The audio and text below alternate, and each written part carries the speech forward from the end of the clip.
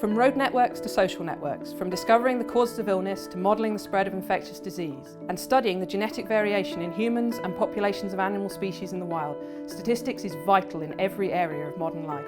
Researchers at the University of Oxford's Department of Statistics are tackling complex problems in genetics, bioinformatics and machine learning to contribute to our understanding of the world around us.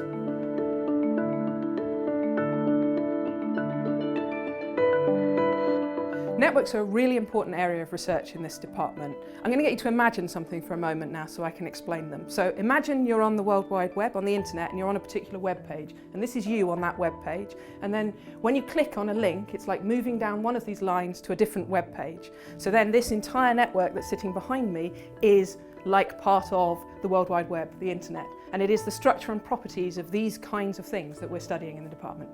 Networks are everywhere in kind of everything people do in their daily lives and in the way the world works. So some really nice examples are things like the internet, but also things like the national grid, so how the power is transported around the country, or things like social networks, like your friends and people you work with, but also things like Facebook and Twitter.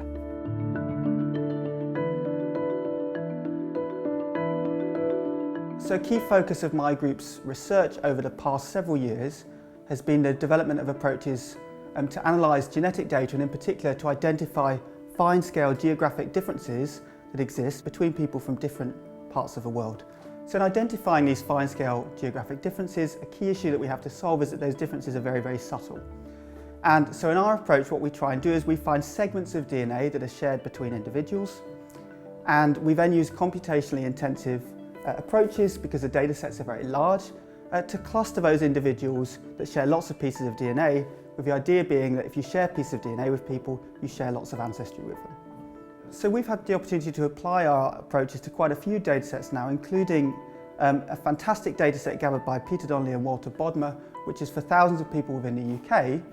And what we found there was that there are incredibly fine-scale geographic differences that we never expected to see, so that, for example, one can gain information about whether someone's from Devon or Cornwall just by looking at their DNA. The same is true of, say, North and South Pembrokeshire and many other parts of the country.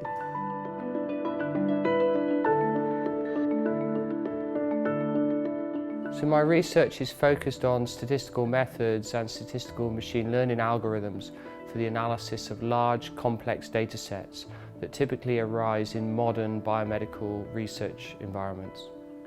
It's been well documented and estimated that 90% of the world's data has been generated in the last 2 years. So there's been a massive explosion in data measurement and data capture, coupled with increase in knowledge of genetics and genomics, means that we are now in a world where we need algorithms and statistical models to help us really maximize the information that's contained in these huge, vast data repositories.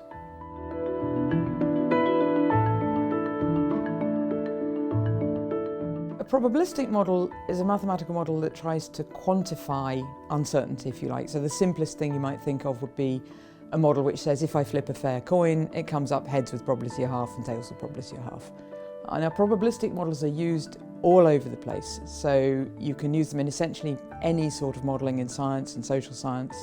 So I guess the obvious examples would be things like finance, where they've been used, or spread of a rumour over a network, or perhaps spread of an infection. And from my perspective, importantly, they're used in population genetics. And we're all a little bit different. And genetic variation is just the differences between individuals in a population. So it might be a human population, but it might equally be plants or animals or whatever.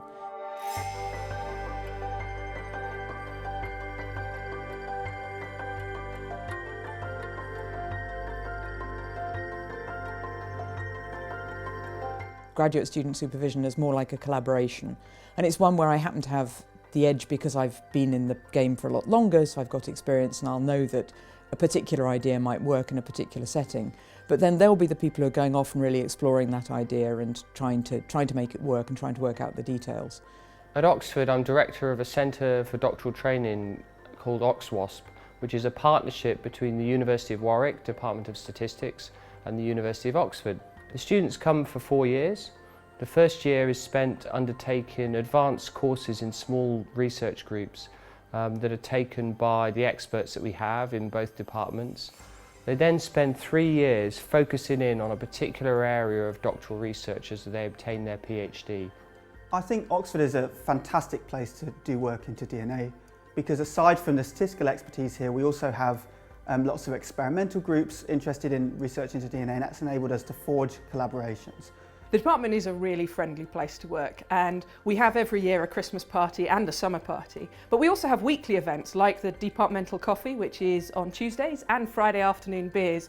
I should say you neither have to drink coffee, which I don't drink, or beer to attend either of those.